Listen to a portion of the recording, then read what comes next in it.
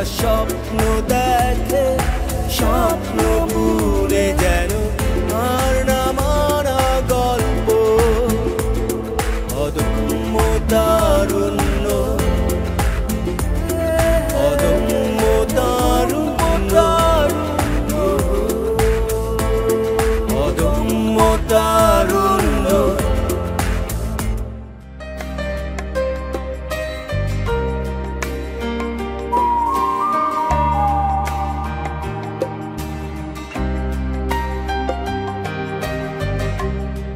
ঢাকার শনির আখড়ায় এই ছোট্ট গলিতেই লুকিয়ে আছে এক বিশাল স্বপ্নের বীজ। এ স্বপ্ন দেখেছিলেন মোহাম্মদ দেলোয়ার হোসাইন।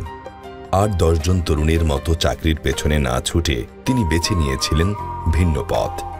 নিজের হাতে নিজের শ্রমে গড়ে তুলেছেন এক অসাধারণ উদ্যোগ, নগর লেদার ক্রাফট।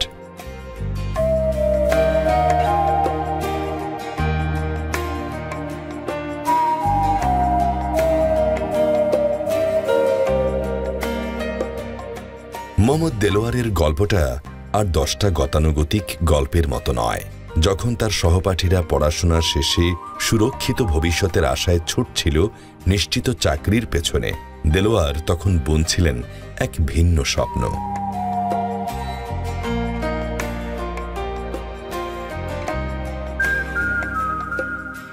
তার ভাবনায় ছিল আত্মনির্ভরশীলতার বীজ। চাকরির পেছনে না ছুটে নিজের কর্মসংস্থান নিজেই তৈরি করার অদম্য ইচ্ছা।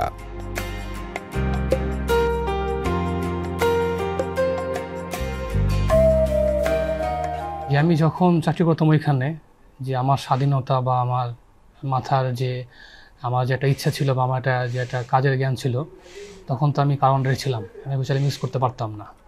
তো যখন আমি নিজে ব্যবসা শুরু করলাম, আলহামদুলিল্লাহ, তা আমি আমার ওই স্বাধীনতা আমি পাইলাম। আমার স্বাধীনতা পাই আমি ব্যবসা শুরু করলাম। তো কাজের ক্ষেত্রে যেই আমার জ্ঞানটা জানা ছিল, আমি আমার ব্যবসাতে আমি সেই জ্ঞানটা ইউজ করলাম। তা আলহামদুলিল্লাহ, তো মোটামুটি আমাদের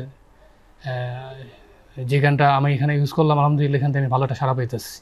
আমার প্রোডাক্টের চাহিদা বাড়তেছে, সেল আছে। তারপর থেকে শুরু আমার মাঠে নামা। তো আমি ফার্স্টে আমি ছোটো একটা রুম নেই, তখন শুধু কাজ জানতাম, আমি মার্কেটিং ওইভাবে বুঝতাম না বা আমার জানাও ছিল না। আমি নিজেই একাই মার্কেটিং করতাম, নিজে ডিজাইন করতাম। তখন তো লোক ছিল না, আমি জাস্ট শুরু করছি তখন। তো একা একা ঘরে বসে বসে আমি নিজে ডিজাইন তৈরি করতাম, কিছু স্যাম্পল তৈরি করতাম। করে আমি ফার্স্টে কিছু আপনার হোলসেল আমি ঢুকলাম, যে আমার প্রোডাক্টগুলো সেল করার জন্য, কথা বলার জন্য। প্রথমত দেখা যায় আমার প্রোডাক্টের কস্ট ছিল যতটুকু, আমাকে ততটুকু রেট বলতো না, তারা আমাকে রেট কমায় বলতো। তো আমি তখন অনেক বিভ্রান্ত হইতাম যে আসলে আমার কষ্ট থেকে তো আমি রেট কম পাইতেছি, এটার কারণটা আমি খুঁজে বের করলাম যে আমার কেন এটা হইতেছে। পরে আসলে আমার তো এখানে অভিজ্ঞতা ছিল না যেখানে এটা হইতেছিল। তো ভাবলাম যে আসলে আমাদের প্রোডাক্টের যে কোয়ালিটি আর যেরকম গুণগত মান, আর যেখানে হোলসেল যেখানে দিতেছি, তো সেখানে আসলে এগুলো একটু কমই চলে বা চলো। আর দেখা যায় যাদের প্রোডাক্টের কোয়ালিটি ভালো, তাদের নিজস্ব শোরুম আছে। তা আমি ওই পর্যন্ত আমি তখন শুরু করতে পারি নাই, যদি আমি শুরু থেকে এখানে আসছি। তা আমার ওই প্রোডাক্ট তুলনায় আমার তো দোকান তো এখানে নাই। তো যাদের প্রোডাক্ট ভালো তাদের দোকান এখানে ছিল, ওনারা একটা ভালো রেট পাইতো। তা আমাদের থেকে ওনারা একটু কম রেটে নেওয়ার করতো, চেষ্টা করতো। বাট আমার তো সম্ভব না এখানে এই রেটে মাল দেওয়ার। তো এই জন্য আমি ভাবলাম যে না, আমি এখানে না, আমি আরও উপরের দিকে যাই বা আমি শোরুমের দিকে যাই।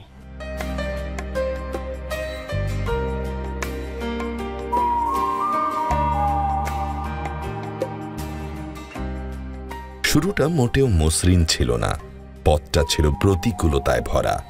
কিন্তু এই সীমাবদ্ধতাগুলো দেলোয়ারের এগিয়ে চলার পথে বাধা হয়ে দাঁড়াতে পারেনি।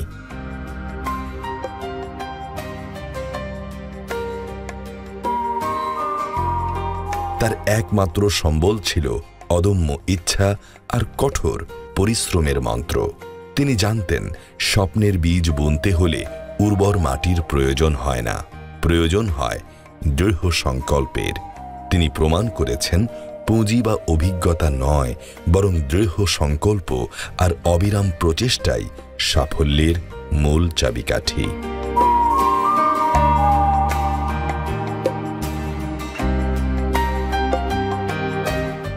তো আমার কিছু কলিগ বা আমার কাজিনরা বলতো তোমার তো কাজের ধরন ভালো বা কোয়ালিটি ভালো, তুমি কিছু শোরুমের দিকে ট্রাই করে দেখো। ওনার কথা অনুযায়ী ইনশাল্লাহ আমি কিছু ট্রাই করে দেখলাম, কিছু বড় বড় শোরুমে আমি গেলাম, আপনার বসুন্ধরা প্লাস যমুনা তোর ওইদিকে। আলহামদুলিল্লাহ আমি ভালো একটা সাড়া পাইছি। পরে ফার্স্ট আমাকে কিছু অর্ডার দিল 100 পিসের মতন একটা আপনার পাসপোর্ট হোল্ডার বা পাসপোর্ট কাভার। তো ওইখান থেকে আমার কাজ শুরু। তো আমি তখন নিজেই একা ঘরে আমি তৈরি করতাম আমার যে ছোট্ট কারখানাটা ছিল। তো ওইটা দেওয়ার পরে আমাদের কাজ দেখে অনেক সন্তুষ্ট, তো আমাকে আরও অর্ডার দিতেছে। তো তখন তো আমি একা করতাম ঘরের মধ্যে বসে বসে। তো এখন তো আমার করা সম্ভব না, যেহেতু আমার কাজের পরিধি বাড়তেছে। তো আমি 1-2জন লোক নিলাম। তো এখানে মোটামুটি রেগুলার আমি মাস 6 প্রোডাক্ট দিলাম ওইখানে আমি। তারপর পাশাপাশি যেহেতু আমার কাজের কোয়ালিটি ভালো বলতেছে যে তুমি আরও ট্রাই করো, আরও ঘোরো। তো আলহামদুলিল্লাহ আমার কলিগের কথা অনুযায়ী আমি ঘুরলাম, দেখলাম যে না আমার কাজের অর্ডার বাড়তেছে আস্তে আস্তে। আলহামদুলিল্লাহ আমি ভালো সাড়া পাইতেছি, স্টার বাড়াইলাম। আমি আমার কারখানা ধাপে ধাপে আমি বড়ো করলাম। প্রথমে ছিল একদম ছোটো একা কাজ করতাম, এরপর আমি একটু বড়ো করলাম। তো যখন আমার আরও 2টা দোকান বাড়লো শোরুমগুলো আমার সেল দেওয়ার জন্য, তখন আমি আরও লোক বাড়াইলাম।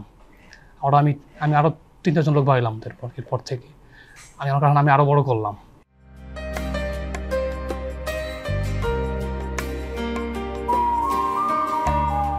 মোহাম্মদ দেলোয়ার হোসাইনের পরিশ্রম বৃথা যায়নি।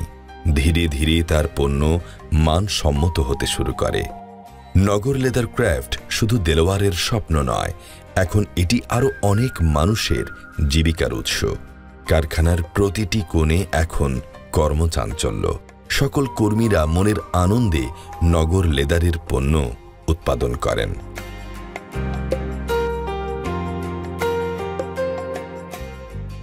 আমি নগর লেদার ক্রাফটে কাজ করি, খুব আনন্দ সহকারে, খুব ভালো লাগে। এখানে আমরা মানি ব্যাগ, লেডিস পার্টস, তারপরে চাবি রিং, ফাইল ব্যাগ, বেল্ট, এগুলো আমরা তৈরি করি খুব আনন্দ সহকারে, যাতে কাজটা পেয়ে কারো মন খারাপ না হয়। আমাদের কাজটা নিয়ে যে দেখে যে না এখানে প্রতিষ্ঠানের কাজগুলো খুব ভালো, গুণগত মান অনেক ভালো, আমাদের যাতে আবার কয়েকটা অর্ডার দেয়, এরকমভাবেই আমরা কাজটা করে দিই। কাজ করার সময় মাথায় রাখি যে আমাদের কাজগুলো ভুল ত্রুটি যাতে না থাকে, কোনো কিছু খুব কোয়ালিটি সহকারে কাজটা করি, ভালোবাসা নিয়ে, যাতে প্রত্যেকটা কাজ আমাদের নিজের আপন মনে করে কাজটা করি।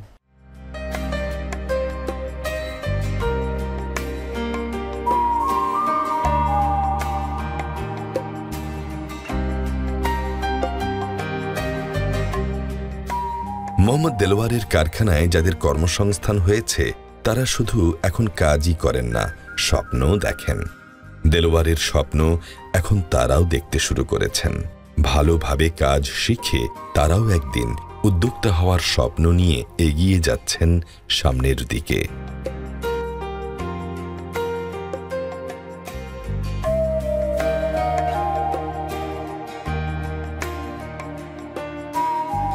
অনেক যত্ন সহকারে কাজগুলো করি, যেন কাস্টমার ধৈরা মালগুলো অনেক সফট হয়, ভালো লাগে। এখানে মন কি কাস্টমার ধরার পর মন কি যেমন উদ্যোগতা হয়, যেমন মন কি যেমন এগুলো নিয়ে যেমন মন কি আবার পরবর্তীতে অর্ডার পরে কাজ ভালো করে পাই, এগুলো করি। মনে নিজস্ব যত্নভাবে করি, যাতে মন কি কোনো ভুল করতে যেন না হয়। ভবিষ্যতে আমার একটা স্বপ্ন আছে যে নগর লেদারের মতো এমন একটা কর্মসংস্থান করব। আমার প্রতিষ্ঠানে আমার কর্মসংস্থান হবে, আর অনেক বেকার মানুষের কর্মসংস্থান হবে ইনশাআল্লাহ।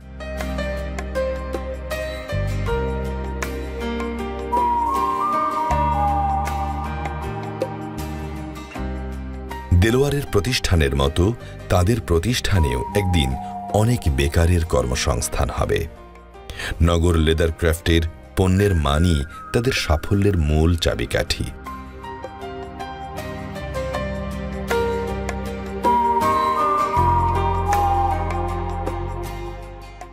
প্রথমত আমাদের ভালো যে লেদারটা, চামড়া যেটা বলি আমরা, এটা ভালো মানের কিনতে হবে, ভালো মেটেরিয়ালস, ইভেন দক্ষ যারা কাজ জানে ওইভাবে আমরা তাদেরকে দিয়ে কাজ করাই, বা যারা নতুন তাদেরকে আমরা সুন্দরভাবে শিখিয়ে নিই, যেন মাল যেন আমাদের যে প্রোডাক্ট যেন খারাপ না হয়, কোনো গ্রাহক বা কোনো কাস্টমার যেন আমাদের প্রোডাক্ট যেন কমপ্লেন না করতে পারে।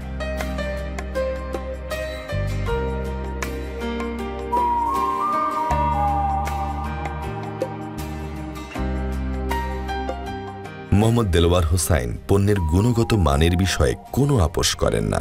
প্রতিটি পণ্য নিখুঁতভাবে তৈরি হয়, তাই দেশের বাজারে খুব অল্প সময়ের মধ্যেই নগর লেদার ব্যাপক সুনাম অর্জন করেছে।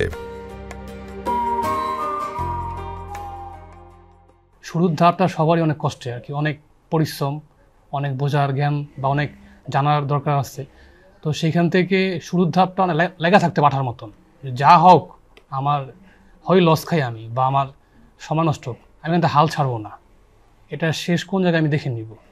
তাই আমার মতে এটা আমার পার্সোনাল আইডিয়া, কেউ যদি এটা ভাইবার নামে মাঠে যে না আমি এটা শেষ কথা আমি দেখব, এখান থেকে সফলতা আনবো, তো তার মাথায় অটোমেটিক্যালি আমার কোথায় কি দরকার এটা অটোমেটিক তার মাথায় চলে আসবে যে আমার এখন এই কাজটা আমার খুব ভালো করে জানা দরকার, এই মার্কেটিং গেলে আমি এটা কিনতে পারবো, আমি আর কমে কিনতে পারবো, আমি আর ভালো জায়গায় সেল করতে পারবো।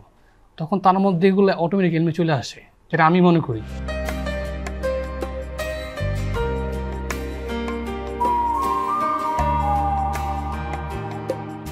মোহাম্মদ দেলোয়ার হোসাইনের হাতের শৈল্পিক ছোঁয়ায় নির্মিত প্রতিটি পণ্য যেন এক একটি গল্প, যা কেবল ব্যবহারিক উপযোগিতাই নয়, বহন করে আভিজাত্য আর রুচিশীলতার অনন্য পরিচয়। আধুনিক নকশার সঙ্গে ঐতিহ্যবাহী কারুকার্যের এক দারুণ মিশেল তার পণ্যকে দিয়েছে এক ভিন্ন মাত্রা। প্রতিটি সেলাই, প্রতিটি বুনন যেন তার গভীর মনোযোগ ও ভালোবাসার স্বাক্ষর বহন করে বলে কর্পোরেট সেক্টরে দেলোয়ারের পণ্যের চাহিদা আকাশচুম্বী।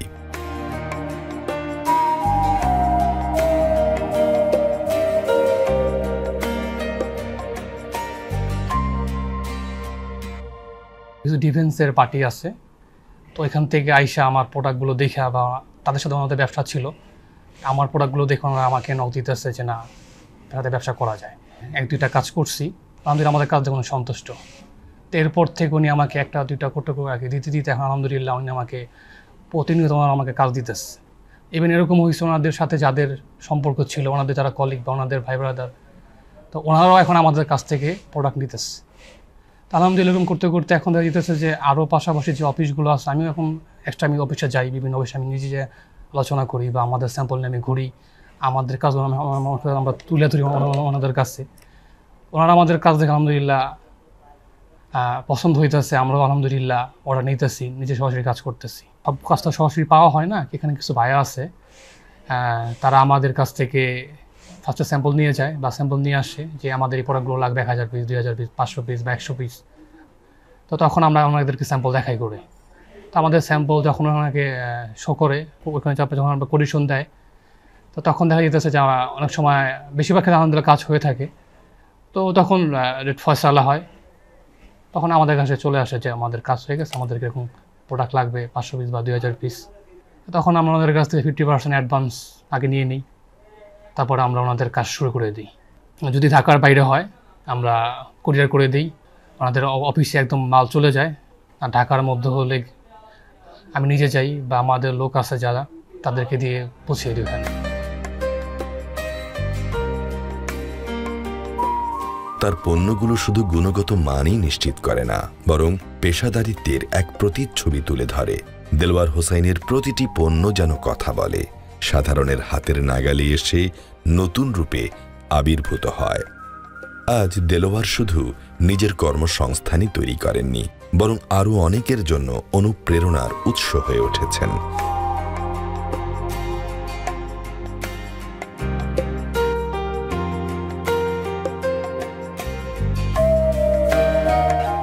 কেউ যদি এই ব্যবসা শুরু করতে চায়, তার অন্তত প্রথমে ব্যবসা সম্পর্কে তার ধারণা অর্জন করতে হবে যে কীভাবে এই প্রোডাক্টটা উৎপাদন করতে হবে, তার ওই সম্পর্কে ন্যূনতম ধারণা থাকতে হবে।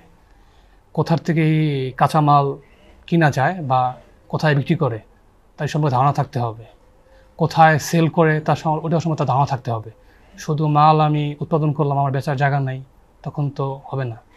তো এক কথায় এই আপনার উৎপাদন জ্ঞানটা জানতে হবে, মার্কেটিং জ্ঞানটা জানতে হবে, সেল করার যে মার্কেটিং তা এটা বুঝতে হবে।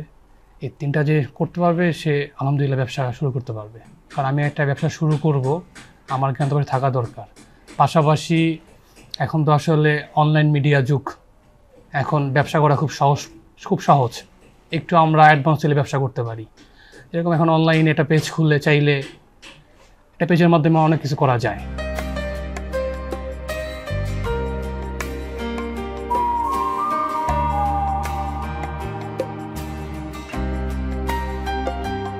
তিনি দেখিয়ে দিয়েছেন গতানুগতিক ধারার বাইরে গিয়েও কিভাবে নিজস্ব পথ তৈরি করা যায় এবং সেই পথে হেঁটে সাফল্যের শিখরে পৌঁছানো যায়।